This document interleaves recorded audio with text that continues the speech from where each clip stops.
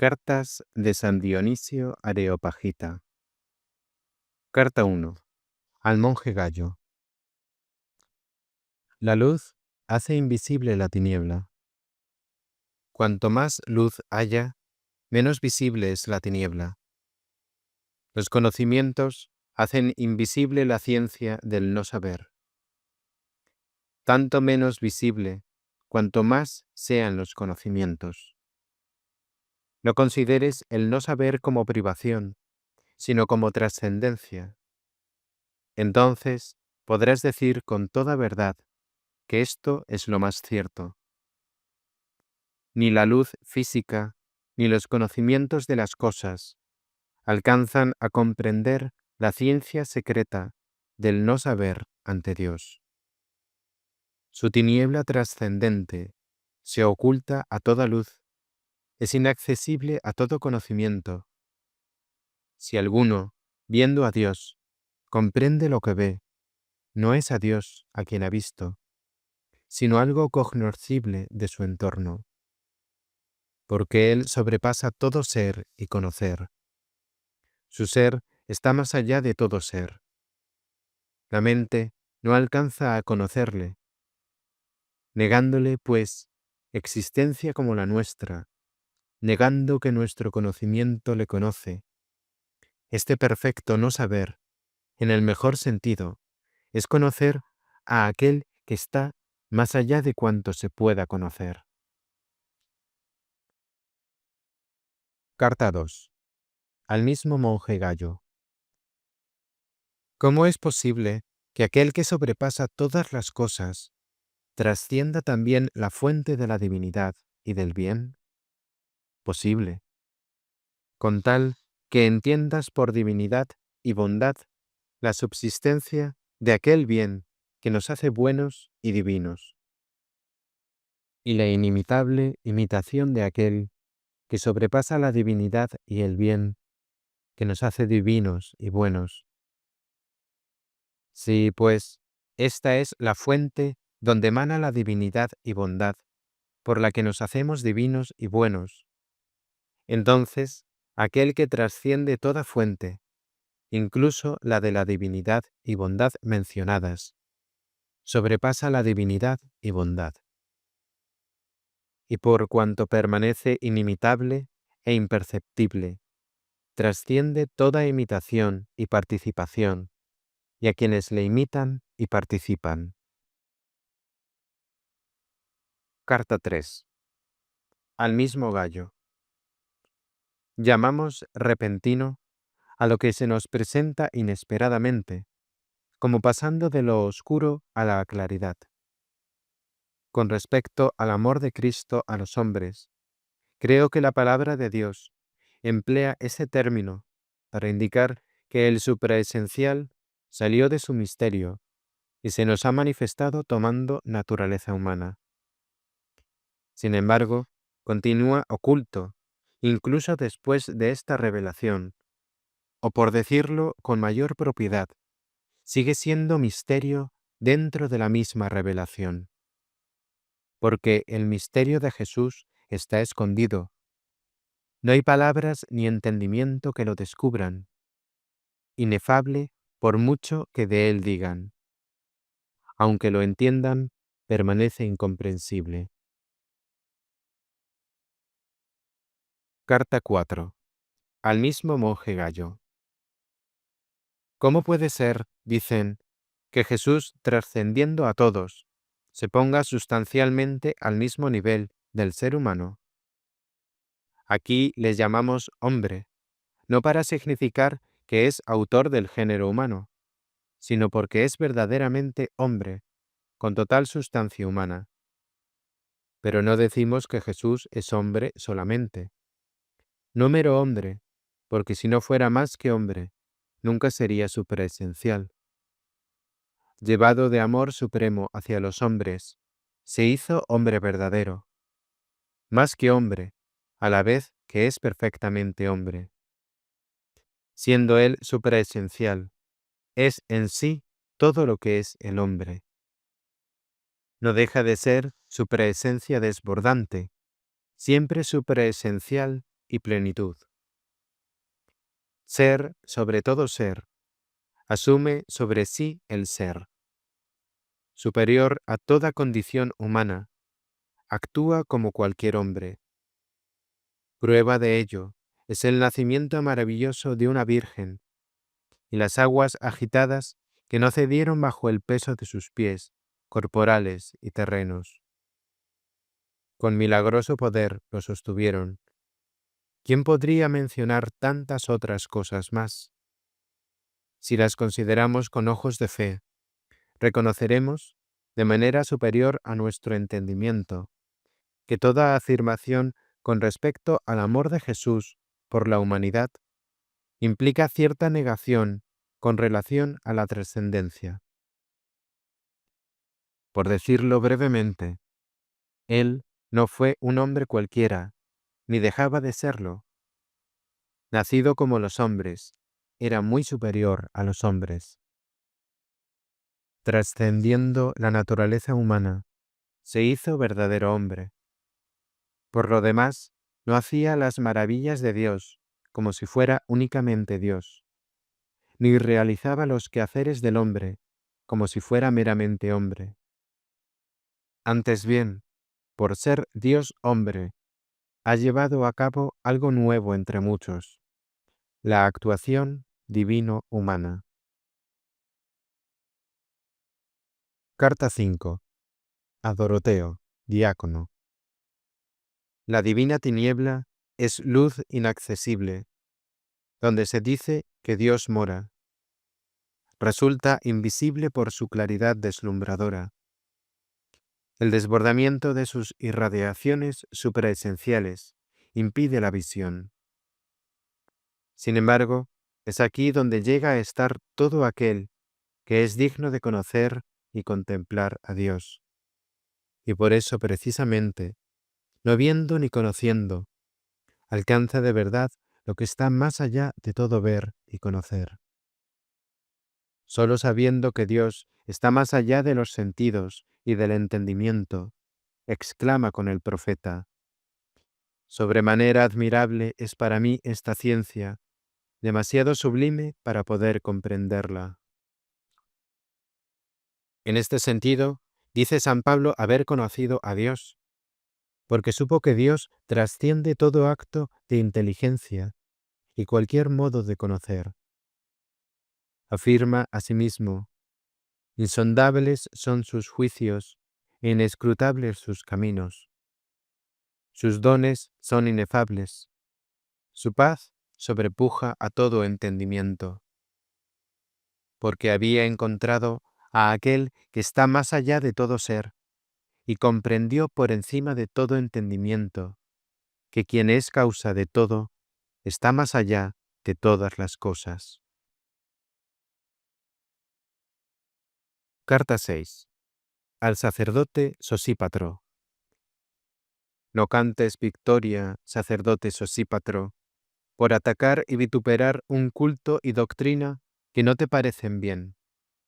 Ni te hagas la ilusión de que por haberlas refutado rectamente, todo lo que tú digas está bien.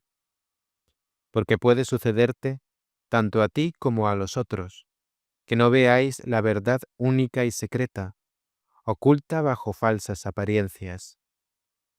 De que una cosa no sea roja, no se sigue que sea blanca. No es necesariamente hombre lo que no sea caballo. Si te fías de mí, harás esto: deja de acusar a otros y enseña la verdad, de manera que sea irrefutable cuanto digas. Carta 7. Al obispo Policarpo.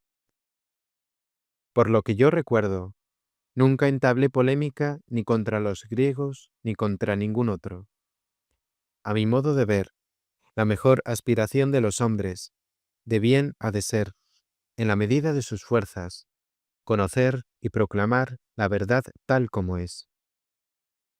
Desde el momento que algo se ha demostrado ser verdad, sin duda alguna, cualquier cosa contraria se rechazará como inverosímil y falsa, aunque tenga apariencias de verdad. Para quien difunda la verdad, resulta perder tiempo discutir con este o el otro. Cada cual asegura que su propia moneda es la auténtica, aunque realmente sea falsa o tenga tan solo una partecita de verdad. Si la hubieses refutado, entrarán unos y otros en la lid. Una vez que se haya demostrado la verdad, con sólidas razones, de modo que esté firme e irrefutable frente a los argumentos de adversarios, cualquier cosa que no esté en plena conformidad será automáticamente rechazada por la mera presencia inquebrantable de la verdad. Tengo por bueno este principio para mí, y por eso nunca he querido entablar polémicas con griegos ni con nadie. Ante todo, me basta instruirme rectamente en la verdad y después exponer convenientemente lo aprendido. Dios me lo conceda. Tú, en cambio, dices que me injuria el sofista Apolófanes, llamándome parricida con pretexto de que me valgo de lo griego para atacar a los griegos.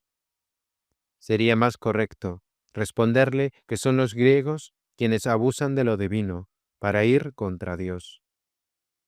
Tratan de acabar con la reverencia debida a Dios, valiéndose de la misma sabiduría que Dios les da. No me refiero aquí a las creencias de la gente materialista y sensual, que siguen al pie de la letra y apasionados las ficciones de poetas, adorando y sirviendo a las criaturas en lugar del Creador. Me refiero a Apolófanes, que impíamente abusa de lo divino para ir contra Dios. Este conocimiento del ser, que rectamente llaman filosofía, y que San Pablo denomina sabiduría de Dios, debía haber llevado a los verdaderos filósofos a elevarse hasta aquel que es causa no sólo de los seres, sino también del conocimiento que se pueda tener de los seres. Mas ahora no quiero ir contra mis propias convicciones, refutando opiniones de otros, o las propias de Apolófanes. Siendo un sabio, ha debido saber que nada sucede en el orden y movimiento de los cielos, sin que sea a impulso de la misma causa que lo creó y lo conserva. Pues esta causa, como dice la Escritura, es quien ordena los tiempos y las circunstancias. ¿Por qué, pues, no adora a aquel a quien todos reconocemos Dios del universo? ¿Por qué no se maravilla ante aquel que con su poder crea todas las cosas y a quien no podemos describir? Gracias a él, el sol y la luna, obedientes a su admirable poder para interrumpir su curso, quedaron completamente inmóviles. Todos los astros se pararon por un día entero, como lo hizo el sol, y lo que es aún más admirable, las esferas superiores que cubren las otras, las siguieron en su movimiento circular. Otra maravilla fue aquel día que duró casi 3 veces más de lo normal. Debido esto a que todo el mundo retrocedió forzosamente unas 24 horas y luego volvió a su curso, duplicando la marcha en la forma más prodigiosa. O si no, porque el Sol en su carrera interrumpió 5 etapas de movimiento por 10 horas, y luego, en espacio de otras 10, volvió a recobrar su marcha plenamente. Este portento justamente dejó atónitos a los babilonios, que se retiraron sin luchar contra Ezequías, teniéndole por superhombre, como a un dios. Paso ahora por alto los milagros de Egipto, signos que Dios obró en otras circunstancias. Me limito a mencionar únicamente los prodigios celestiales que conoce el mundo entero. Cierto que Apolófanes niega rotundamente que hayan existido. Sin embargo, son cosas consignadas en los sagrados libros de los persas. Todavía hoy, los magos celebran el memorial del triple Mitra. Concedamos que por ignorancia o inexperiencia él se niegue a admitirlo. Preguntándole entonces, ¿qué dirás del eclipse solar ocurrido cuando pusieron en cruz al Salvador? Entonces estábamos los dos en Heliópolis, y ambos presenciamos el fenómeno extraordinario de la luna, ocultando al sol, sin que hubiera llegado aún el tiempo para aquella coincidencia. Desde la hora nona hasta el atardecer, estuvo portentosamente situada frente al sol. Recuérdale también algo que él conoce. Vimos la luna, que comenzaba a ocultar el sol por el oriente, cruzó al lado opuesto al sol y retrocedió por el mismo sendero, de manera que las tinieblas y la luz iban apareciendo en sentido diametralmente opuesto. Estos fueron los prodigios que sucedieron entonces. Cristo únicamente puede hacerlos. Él es causa de todo, el que hace cosas tan grandes e insondables, maravillas sin número. Cuéntale esto si puedes, y tú, Apolófanes, niégamelo si te atreves. Yo estaba contigo entonces. Juntos lo vimos, lo examinamos y admiramos. No olvidemos que Apolófanes entonces, movido no sé por qué espíritu, mientras interpretaba aquellos acontecimientos, decía: Mi querido Dionisio, estos son cambios que Dios hace. Baste lo dicho para el tema de una carta. Puedes completar lo que falte. Que este hombre vuelva a Dios, porque es sabio bajo muchos aspectos.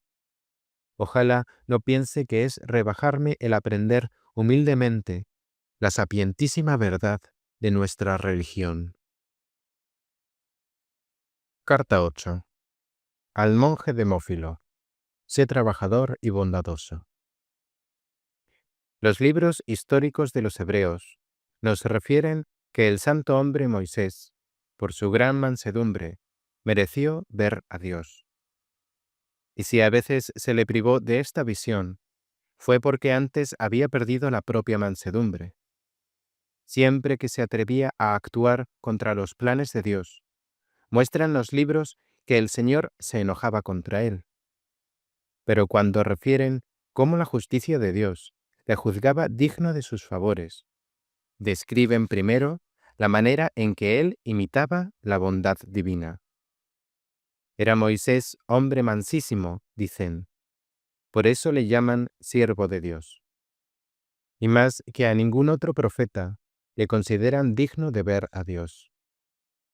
Cuando algunos insolentes protestaron contra él y contra Aarón, debido su pontificado y gobierno, sin tener en cuenta el propio honor y poder político, se dispuso a renunciar, dejando en manos de Dios la dirección del pueblo.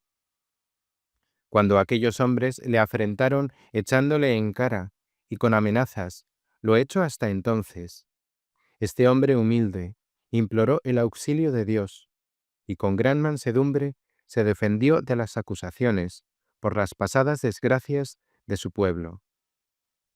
Sabía que quien vive en intimidad con Dios debe asemejarse a Él lo más posible y tener conciencia de haber practicado el bien. ¿Por qué amó Dios a David, su padre? Porque fue bueno incluso con sus enemigos. He hallado a David, varón según mi corazón, dice aquel que ama el bien y trasciende todo bien. De hecho, estaba mandado tratar bien incluso a los animales de carga de los enemigos. Fue justificado Job por no haber malicia en él. José no se vengó de sus hermanos que le habían vendido. Abel, con toda sencillez y sin sospechar nada, siguió a su hermano que le iba a matar. La Escritura llama buenos a todos aquellos que ni pensaron ni cometieron ningún mal, respondieron con bondad a la malicia de otros y vivieron como Dios quiere. Respondían con bien a quienes les hacían mal, Les ofrecían su gran bondad con que atraerlos amablemente a comportarse como ellos. Pero miremos a lo alto. No nos contentemos con alabar la amabilidad de los santos o la generosidad de aquellos ángeles, amigos del hombre, que interceden ante Dios por ellos, que castigan a las pandillas perniciosas de malhechores, que se compadecen de los malos, que se regocijan por los que se convierten al bien, y de todo lo demás que la Escritura nos cuenta de los ángeles buenos. En vez de eso, recibamos con toda paz los rayos benéficos del auténtico bien, Cristo, el bien que supera todo bien. Que su luz nos guíe hasta las operaciones divinas de su bondad. Después de todo, ¿no es propio de su inefable e incomprensible bondad dar existencia a los seres? ¿No quiere Él que todo le sea semejante y mantenga amistad consigo en cuanto sea posible? ¿No es cierto que se acerca amablemente a los que se alejan de Él? ¿No porfía con ellos y les pide que no desprecien su amor? ¿No es paciente con aquellos que se demuestran renuentes y ruega por ellos? Promete ser solícito por ellos, y cuando se han alejado, no tiene más que darse media vuelta. Allí está Él, presuroso por contentarlos. Los recibe con brazos muy abiertos, los saluda con beso de paz. No les echa en cara lo pasado, y cuando han vuelto, les prodiga bondadosamente su amor. Prepara una fiesta e invita a sus mejores amigos para que la casa se llene de regocijantes. Esta manera de proceder es justo reproche para Demófilo y para quienes no se muestran amables. Le habla de bondad y le ayuda a ser mejor. Le dice, ¿no está bien que Dios se regocije por la salvación de aquellos que estaban perdidos y por la resurrección de quienes estaban muertos? Cierto. Pone sobre sus hombros al que acaba de regresar de malas andanzas e invita a los ángeles buenos a que compartan su alegría. Él es bondadoso para con los ingratos y los malos. Hace salir el sol sobre malos y llega hasta dar la vida por aquellos que le abandonan. Ahora, en cambio, tu carta demuestra claramente que cuando un hombre, a quien consideras pecador, empedernido, se arrojó a los pies de un sacerdote, te encargaste de rechazarle, aun cuando ni siquiera sé por qué estabas tú presente. Él suplicaba afirmando que había ido únicamente en busca de remedio para sus males. A pesar de todo, permanecías insensible. Insolentemente acusaste al sacerdote que se había compadecido del penitente y justificado al impío. Vete de aquí, dijiste al sacerdote. Entonces tú entraste indebidamente en el santuario, te adueñaste del santo de los santos, y me escribes que de esa manera preservaste providencialmente los sagrados misterios, cuando estaban a punto de ser maltratados y profanados. Escucha ahora lo que te voy a decir. No se puede tolerar que los diáconos, tus superiores, ni los monjes, tus iguales, reprendan a un sacerdote, aun cuando al parecer hubiese éste tratado indebidamente los sagrados misterios, o fuese evidente que había quebrantado alguna ley. En el supuesto de que el desorden y confusión violaren las ordenanzas y leyes divinas, no por eso hay derecho para ir contra el orden establecido, aun cuando fuere con intención de servir a Dios. Dios no está dividido contra sí mismo. ¿Cómo podría subsistir su reino? Es cierto, como afirman las Escrituras, que de Dios es el juicio. Más aún, si los sacerdotes son los primeros, después de los obispos, en servir de mensajeros e intérpretes de los juicios de Dios, de ellos debes aprender en la medida de tus fuerzas, y cuando tengas ocasión, por medio de los ministros que te juzgaron digno de ser monje. ¿No es cierto lo que proclaman los símbolos sagrados? No se prohíbe indiscriminadamente el acceso al Santo de los Santos. No, ocupan la preferencia los que consagran a los sacerdotes, seguidamente los sacerdotes y los diáconos. Los monjes se colocan junto a las puertas, dentro del santuario. Ese es su sitio.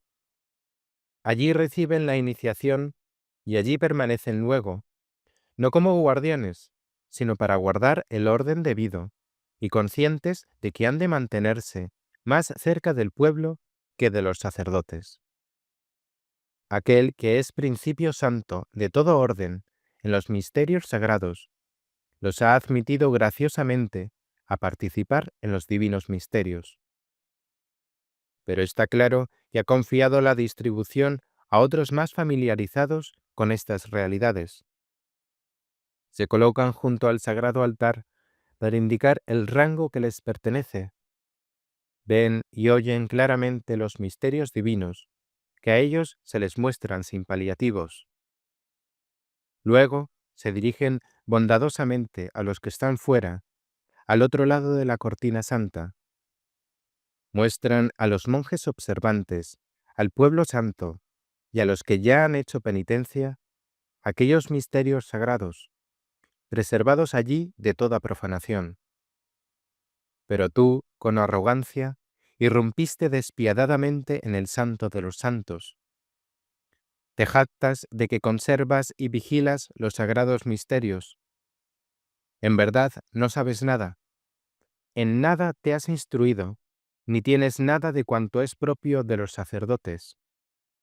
Eres un ignorante de las Escrituras, tú que te sirves de ellas todos los días, con perjuicio de quienes te escuchan. Habría que castigar a un hombre que se arrogase funciones de gobernador, sin haber recibido el nombramiento del emperador.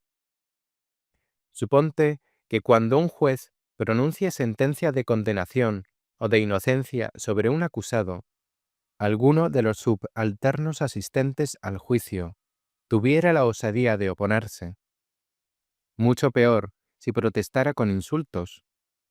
¿No se mostraría claramente desautorizando al juez? Esta es, hombre, la insolencia que has cometido con un hombre bueno y humilde, y contra las leyes jerárquicas que él cumple. Esto es lo que hay que decir siempre que uno abusa de sus atribuciones, aun cuando le parece haber obrado con rectitud, pues a nadie está permitido abusar de esta manera. Cierto, ¿qué había de malo en que Ocías quemase incienso en honor de Dios? ¿Y en que Saúl ofreciese un sacrificio? ¿O en que los terribles demonios proclamasen con toda verdad que Jesús es Dios? Las Escrituras, sin embargo, condenan a todo aquel que se arroga un oficio que no le pertenece. Enseñan que cada cual debe mantenerse dentro de los límites correspondientes a su cargo. Solamente el sumo sacerdote tiene derecho a entrar en el Santo de los Santos una vez al año, y esto con la pureza que se requiere del sumo sacerdote. Los sacerdotes se colocan en torno a los santos misterios, pero los levitas no entran para ver un solo instante las cosas santas, no sea que mueran. Miriam quedó leprosa por murmurar contra el legislador. Los demonios atacaron a los hijos de Esceva. Dice la Escritura, yo no enviaba a los profetas, y ellos corrían, no les hablaba, y ellos profetizaban. También, hay quien inmola un cordero y desnuca un perro. Sencillamente, la perfecta justicia de Dios no tolera a quienes quebrantan la ley. A los que digan, en tu nombre hicimos muchos milagros, responderá, nunca os conocí, apartaos de mí, obradores de la iniquidad. Por tanto, no es lícito, según dicen las Escrituras, hacer algo indignamente, aun cuando se trate de una obra de justicia. Cada cual se examine a sí mismo y sin aspirar a cargos más altos o más dignos, se mantenga en el puesto que se le ha confiado. Pero dirás, ¿no deben ser castigados los sacerdotes impíos o los convictos de haber cometido alguna irregularidad? ¿Pueden suceder que quienes se glorían de la ley deshonren a Dios traspasando la ley? ¿Cómo los sacerdotes pueden ser mediadores ante Dios? ¿Cómo pueden enseñar al pueblo las virtudes cuando ellos mismos ignoran su valor? Si viven en tinieblas, ¿cómo podrán ser luz para otros? ¿Cómo transmitirán el Espíritu Santo si ellos mismos no están convencidos con fe sincera, ni por su forma de vida, de que existe el Espíritu Santo? Voy a responder a tus preguntas. No soy enemigo de Demófilo. No sufro que te expongas a los peligros de Satanás. Los órdenes que están cerca de Dios se asemejan más a Él que los que están alejados. Los más próximos de la verdadera luz tienen más capacidad de recibir la luz y transmitirla. No te imagines que se trata aquí de proximidad física. Más bien, entiendo por proximidad la capacidad mayor posible de recibir a Dios. Por tanto, si el rango sacerdotal es el más apto para transmitir la luz, aquel que no ilumina queda excluido del orden sacerdotal y de la fuerza espiritual que le es propia, porque no está iluminado. Me parece una temeridad que un hombre descalificado intervenga en funciones sacerdotales y sin escrúpulo administre indignamente los misterios sagrados. Se imagina que Dios no ve lo que está pasando en su conciencia, como si pudiera engañar a aquel a quien falsamente llama Padre. Tiene la osadía de pronunciar, como si fuera Cristo, sobre los símbolos divinos, lo que no me atrevo a llamar preces, sino blasfemias ofensivas. Tal hombre no es sacerdote, es un enemigo, un falsario, un iluso, un lobo con piel de oveja, listo para causar estragos en el pueblo de Dios. Pero Demófilo no es quien para corregir esos abusos. La Escritura nos manda seguir estrictamente la justicia. Se practica la justicia cuando cada cual está dispuesto a dar al otro lo que le pertenece. Preciso es que todos se esfuercen siempre por cumplirla conforme a lo que merece cada cual. Justo es que a los ángeles se los trate según su rango. Pero, Demófilo, no soy yo quien tiene que hacerlo. Su oficio es servir de intermediarios, dándonos lo que Dios haya dispuesto, así como los ángeles superiores lo transmiten a los inferiores. Sencillamente, por mediación de quienes forman el primer rango, los del segundo reciben lo que les haya asignado la divina providencia, que es siempre armoniosa y perfectamente justa. Los que Dios ha encargado de cuidar a otros tienen poder para dar lo que corresponda a quienes les sigan en rango y les estén subordinados. Según esto, dé justo lugar dentro de sí a la razón, la cólera y la concupiscencia. No altere el orden debido dentro de sí mismo. En virtud de estas preferencias, prevalezca la razón sobre las otras facultades inferiores. Porque si nos ocurriera en una plaza pública ver a un anciano o a un padre maltratado, ofendido, agredido o golpeado por un joven de sus criados, o por un hijo, nos creeríamos faltar al debido respeto si no nos apresurásemos a socorrer al que es superior. Prescindimos de si antes había hecho algún mal. Por consiguiente, ¿cómo no avergonzarnos si vemos la razón ultrajada por la cólera y la concupiscencia? despojada de la autoridad que Dios le ha dado, de manera que fomentemos en nosotros mismos impía e injusta alteración, discordia y desorden. Por eso, nuestro divino legislador dispuso que quien no haya puesto primero su casa en orden, no es apto para estar al frente de la Iglesia de Dios. El que sabe gobernarse a sí mismo, podrá gobernar a los demás. Quien gobierna a otro, puede gobernar una familia. Quien gobierna una familia, puede gobernar una ciudad. Quien gobierna una ciudad, puede gobernar una nación. En breve, como dice la Escritura, el que es fiel en lo poco, también es fiel en lo mucho. Y el que en lo poco es infiel, también es infiel en lo mucho. Así pues, pon en su justo sitio tu deseo, la ira, la razón. Acepta el puesto que te han asignado los ministros del culto divino. Ellos, a su vez, se someterán a los sacerdotes, y éstos a los obispos a los apóstoles y a sus sucesores. Y si alguno falta en el cumplimiento de sus deberes, que le corrijan de su rango. De este modo, no se confundan las órdenes. Cada cual se mantenga y actúe en su correspondiente ministerio. Tenía que decirte esto sobre lo que debes saber y hacer. Respecto a tu forma inhumana de proceder con el hombre, a quien declaraste impío y criminal, no sé cómo lamentar la ruina de alguien a quien yo quiero mucho. ¿De quién crees tú que te hice servidor? Si no es para servir a aquel que es la misma bondad, entonces tú me eres completamente extraño y ajeno.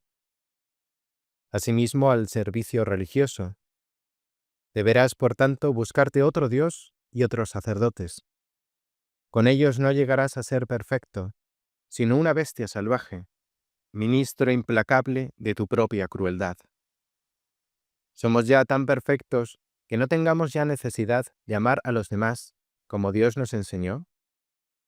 Según dice la Escritura, no cometemos doble pecado, igual que los impíos, primero ignorando cómo ofendemos y segundo justificando lo hecho, pensando que vemos, cuando en realidad estamos ciegos.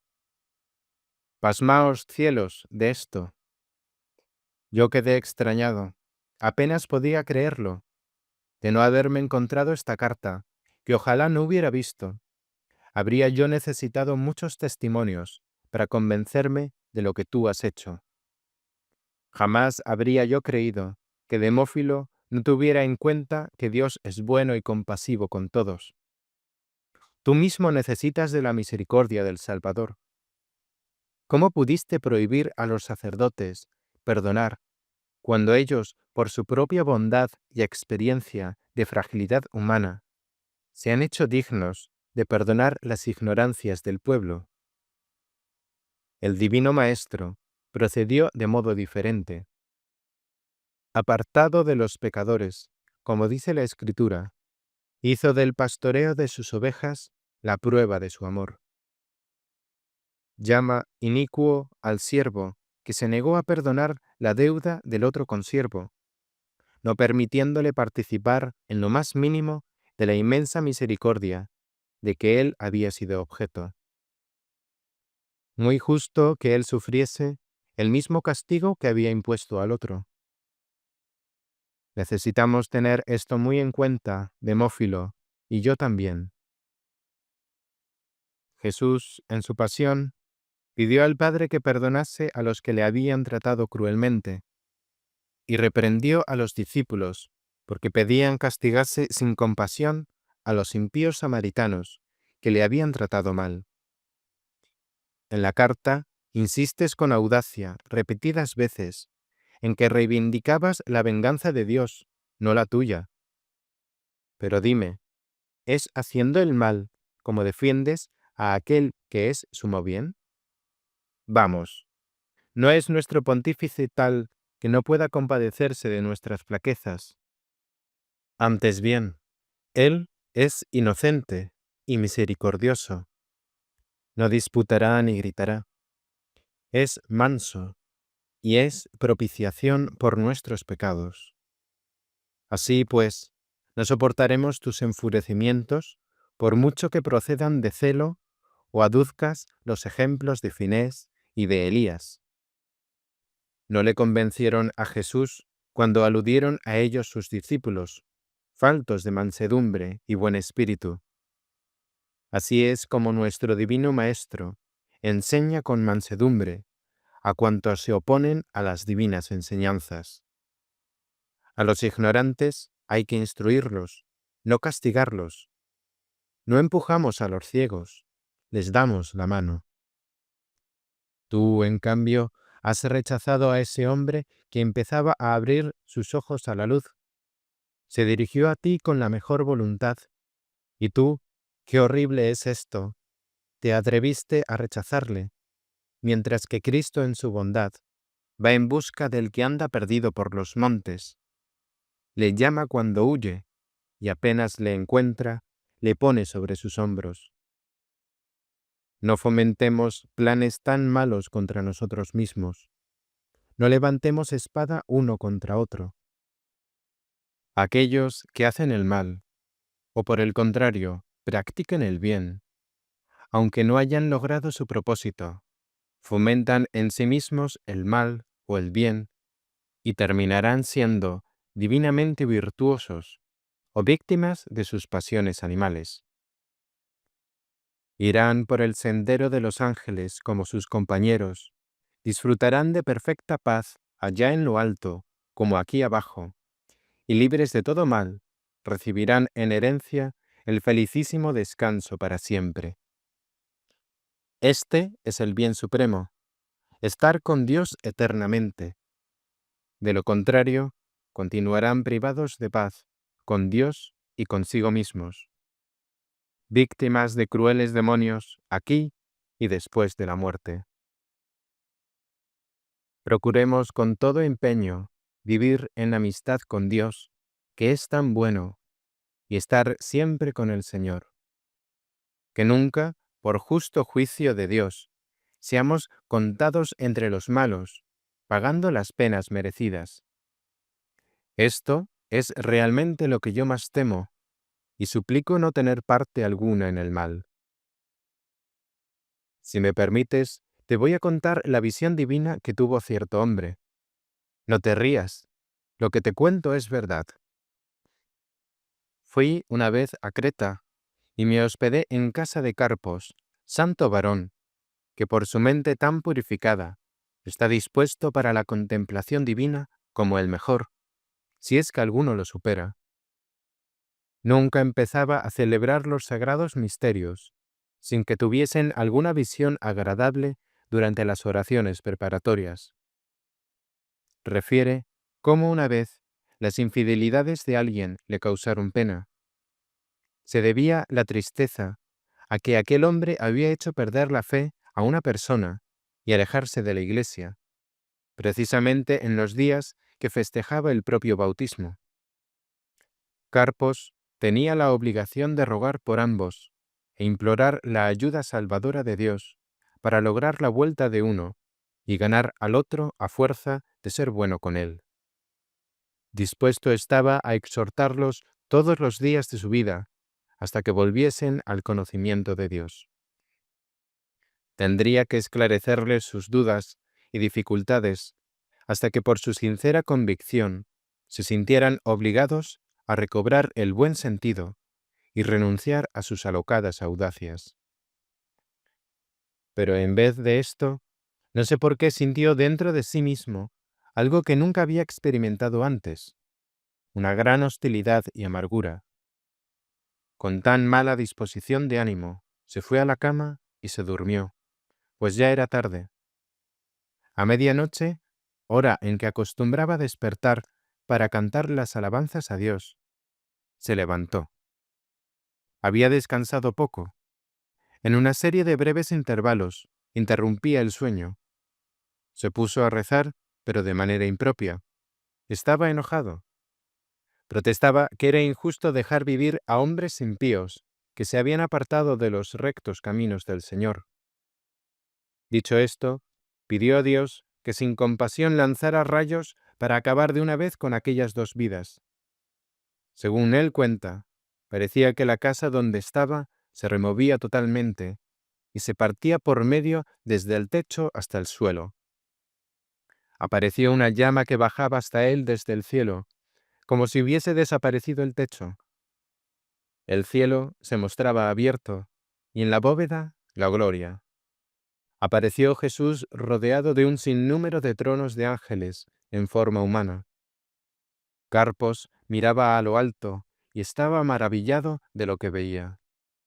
Luego, como él mismo me contó, miraba al suelo y vio que éste se abría formando un abismo tenebroso. Al borde estaban los dos hombres a quienes él había maldecido. Temblaban que daba lástima. Empezaban a deslizarse poco a poco. Del fondo del abismo salían serpientes que se enroscaban a los pies de aquellos dos hombres. Empezaban a desollárselos, tiraban de ellos, los arrastraban, los golpeaban a dentelladas y coletazos, haciendo todo lo que podían para hacerlos caer en la sima. Había hombres entre las serpientes. Agarraban a estos infelices, los zarandeaban, los empujaban, golpeándolos casi hasta hacerlos caer medio queriendo y sin querer, según que el malo los maltrataba, a la vez que los seducía con sus encantamientos. Por fin levantó los ojos y vio el mismo espectáculo de antes. Esta vez, además, Jesús se había levantado de su trono celestial. Movido de compasión, descendió hasta los dos, alargándoles su mano auxiliadora. Los ángeles le ayudaban. Jesús, agarrando a los dos de uno y otro lado, le dijo a Carpos: «Pues tienes la mano alzada, ahora vas a herirme a mí. Aquí estoy, listo a sufrir por la salvación de los hombres. Lo haría con mucho gusto, si de este modo pudiese yo evitar que otros pecasen. Por lo demás, mírate a ti mismo. Tal vez seas tú el que debe vivir con las serpientes en el abismo, y no con Dios y sus ángeles, que son amigos del hombre». Esto es lo que vi, y creo que es verdadero. Carta 9. Al obispo Tito. Respuesta a sus preguntas sobre la casa de sabiduría, la cátedra y su comida y bebida. Querido Tito, no sé si San Timoteo se fue sin tener idea de los símbolos teológicos que yo le expliqué. Ciertamente, en mi Teología Simbólica, le expliqué detalladamente los pasajes escriturísticos referentes a Dios, que parecen más incomprensibles a la gente ordinaria. A las almas menos instruidas les parece imposible entender lo que por misteriosos y audaces enigmas los padres presentan con inefable sabiduría. Ellos dan a conocer la verdad mística, inasequible a los profanos. Por eso, muchos continúan medio incrédulos ante la explicación de los divinos misterios, porque los contemplamos únicamente a través de los símbolos con que se los reviste. Necesitamos desvelarlos, presentarlos en pura desnudez. Contemplándolos de este modo, podremos venerar la fuente de vida, que brota dentro de sí y permanece en sí misma. Potencia única, simple, origen de su propia actividad y movimiento, indeficiente, conocimiento de todo conocimiento, pues no deja de contemplarse a sí misma. Pensé ahora explicarte lo mejor que pueda a ti y a otros la gran variedad de símbolos sagrados de que se vale la Escritura para representar a Dios, pues vistos superficialmente, dan la impresión de ser increíble y monstruosa fantasía. Por ejemplo, con respecto a la supraesencial generación, La Escritura representa como emanación corporal de Dios, al Verbo como un soplo de aire saliendo de un corazón humano, al Espíritu como aliento expirado de la boca. Hablan las Escrituras del seno divino que engendra al Hijo de Dios y nos le representan en forma corporal. Se valen de imágenes como de árboles, hojas, flores, raíces, fuentes de agua borbollante, focos de luz refulgente y otras alegorías que revelan los misterios del Dios supraesencial. Con respecto a las formas inteligibles de la divina providencia, sus dones, manifestaciones, poderes, atributos, moradas, situaciones, procesos, distinciones, unión. Todo esto se representa de diversos modos, en forma antropomórfica o de animales, domésticos o salvajes, de plantas y de piedras. Revisten a Dios con atuendo femenino o armaduras de bárbaros. Le dan, como si fuera un artesano, atributos de alfarero y refundidor. Se le figura a caballo, en carros, sobre tronos. Se preparan refinados banquetes. Le imaginan bebiendo, embriagado, durmiendo, incluso como un borracho vulgar. ¿Y qué decir de su cólera, dolor, juramentos diversos, cambios de parecer, maldiciones, ira, los múltiples equívocos y sofismas que emplea para evadirse de las promesas hechas? Así por el estilo, guerras de los gigantes descritos en el Génesis, durante las cuales se dice que Dios tenía miedo de aquellos hombres prepotentes.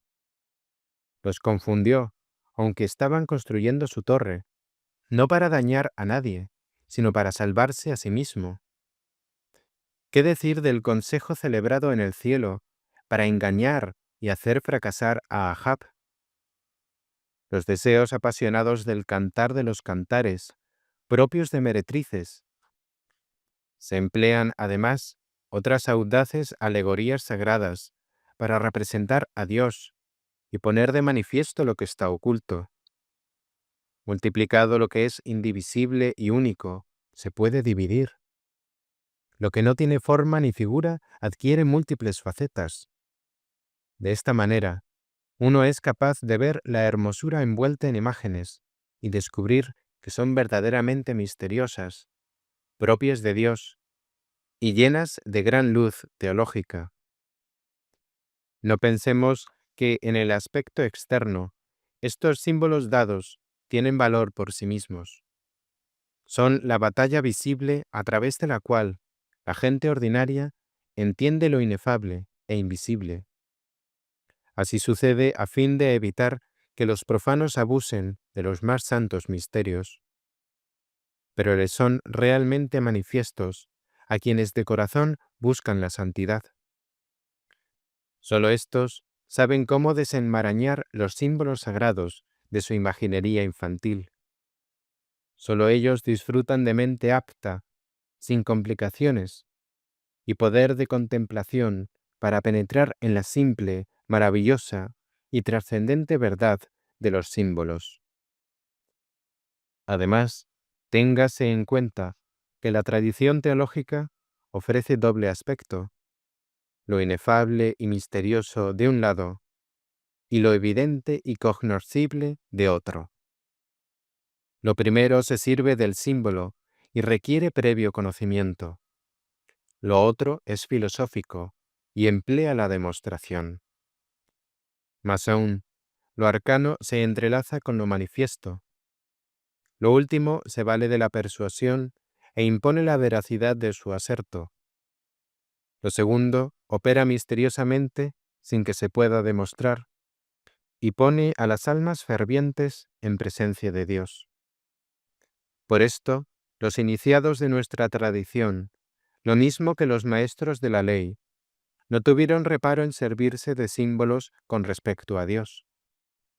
Vemos, de hecho, que los santos ángeles se valen de enigmas para presentar los sagrados misterios. Jesús mismo empleó parábolas para hablar de realidades divinas y nos transmite el misterio de su actuación sobrenatural por medio del símbolo de una cena. Justo era que se evitase la profanación del Santísimo por parte de la gente, y también para que la vida humana, indivisa y en parte divisible, reciba de modo conveniente las luces del conocimiento divino. De esta manera, el alma, en lo que tiene de puramente espiritual, sintoniza con el aspecto interior de las imágenes por cuanto tienen de más divino. Por otra parte, el alma, en la dimensión más pasional de su naturaleza, se ennoblece y eleva a las realidades más divinas a través de figuras bien combinadas y representaciones. El velo de los símbolos es muy conveniente, como en el ejemplo de aquellos que, instruidos en las verdades divinas de forma clara, sin paliativos, se forman alguna imagen que los lleve a comprender la enseñanza de lo oído. Como dijo Pablo, y lo confirma la recta razón, todo el mundo visible pone de manifiesto los misterios invisibles de Dios. Por eso, los teólogos, al considerar un tema, lo examinan a veces bajo una perspectiva social y legal, y otras pura y simplemente, desde el punto de vista humano e inmediato unas veces, y otras bajo el aspecto sobrenatural y de perfección en cuanto tal. De un lado, basados en las leyes que rigen las cosas visibles, y por otro, sobre las normas reguladoras de realidades invisibles. Según convenga mejor a los escritos sagrados y mentalidad de las almas. Porque no se trata de un tema meramente histórico, considerado en conjunto o en parte. Es algo que se refiere a una perfección vivificante. Tenemos, por tanto, que hacer caso omiso de prejuicios de la gente y ahondar santamente en el sentido de los símbolos sagrados. No debemos menospreciarlos, porque tienen su origen en las realidades divinas y llevan su impronta. Son imágenes claras de espectáculos inefables y maravillosos. Ciertamente que las realidades supraesenciales, puramente intelectuales, las luces divinas en general, adquieren visible colorido a través de los símbolos. Por ejemplo, cuando decimos fuego para expresar la trascendencia de Dios, o cuando llamamos incandescentes a ciertas frases que comprendemos de la Escritura. Más aún, nos valemos de variedad de símbolos para representar a las jerarquías angélicas, que como Dios son inteligibles e inteligentes. Se emplean figuras ígneas. Esta misma imagen del fuego toma sentidos diferentes según que se aplique a Dios, más allá de todo entender, a su actuación providencial, que podemos entender, o a los mismos ángeles. La imagen del fuego aplicada a Dios se puede entender unas veces a título de causa, otras como sustancia, en algunos casos como participación, bajo diferentes aspectos, según lo requiera la consideración de cada caso y lo determine una sabia adaptación de las circunstancias. Porque no se pueden emplear al azar los símbolos sagrados.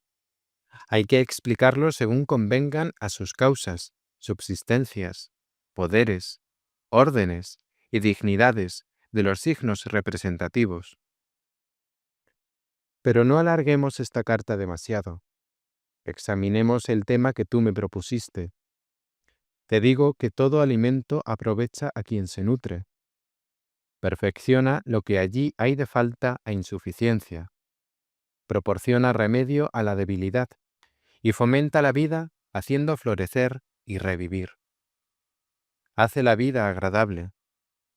En breve, ahuyenta las penas y deficiencias dándoles gozo y perfección. Por eso, la Escritura, justamente, celebra aquella bondadosa sabiduría, y realmente nada hay que se la pueda comparar.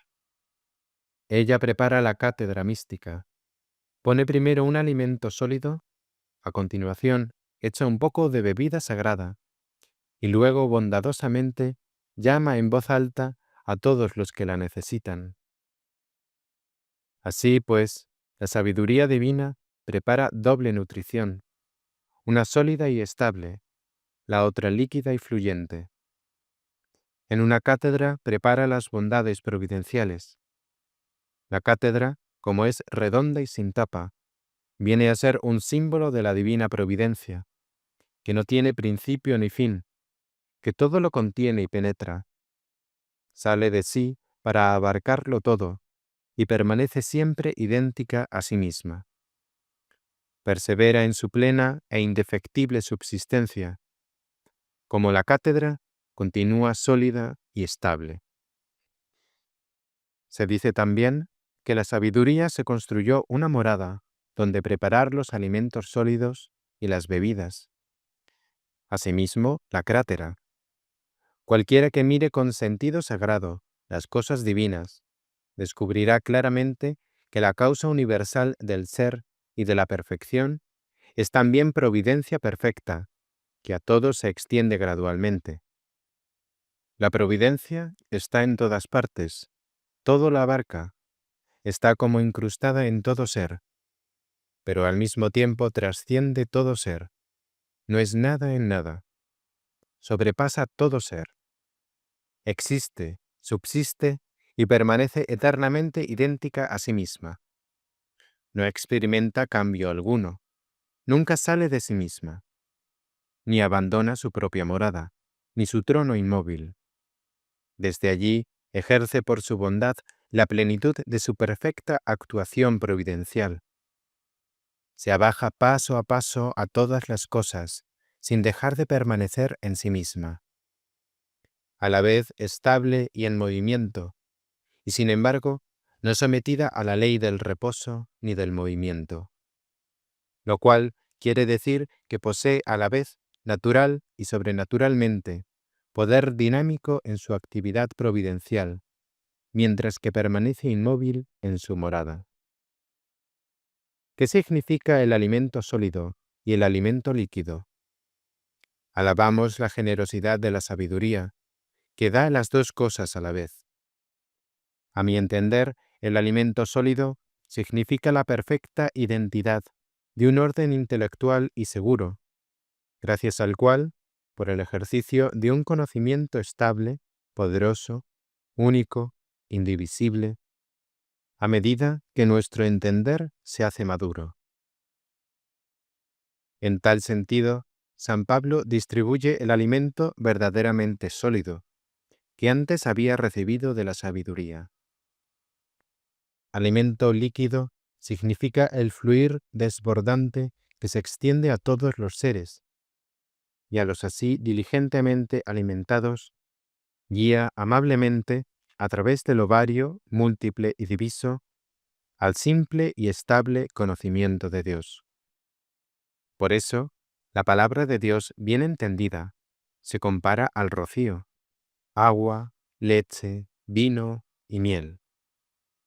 Tiene poder como el agua para dar vida, como la leche para dar crecimiento, como el vino para reanimar, como la miel para curar y evitar enfermedades. Tales son, en efecto, los dones que concede la sabiduría de Dios a quienes la buscan con generoso corazón. Así es como les prodiga desbordantes ríos de delicia inagotable. Cierto, auténticas delicias. Por eso alabamos la sabiduría, a la vez como origen de vida, alimento de niños, rejuvenecimiento y perfección. Entendiendo delicias en el sentido sacro de la explicación, se puede decir que Dios, a causa de todo bien, está inebriado. Esto quiere decir que la mente no puede sondear la profundidad de tanto gozo. Mejor aún, para indicar la plena, inefable e infinita felicidad en Dios.